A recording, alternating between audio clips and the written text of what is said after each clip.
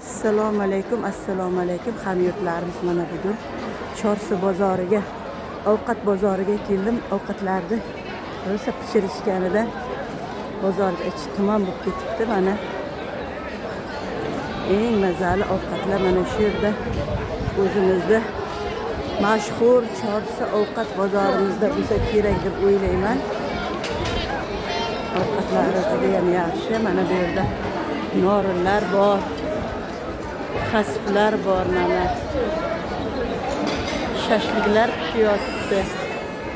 O'zimizni eski Chorsuni odamlari pishirishyapti.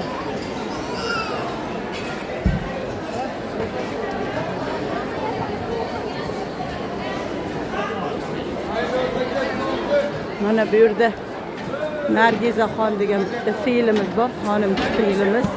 Mashhur Nargizaxon savdolari bo'yicha xonimlarni sotyaptilar.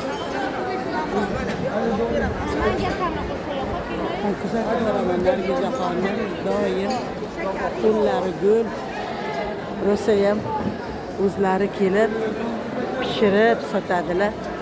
Mana bu yoqda shashliklar pishyapti. Mana jazlar, mana qaynoqini Chorsuga aylangani kelganlarida mazza qilib ovqatlarni ketsangizlar bo'ladi.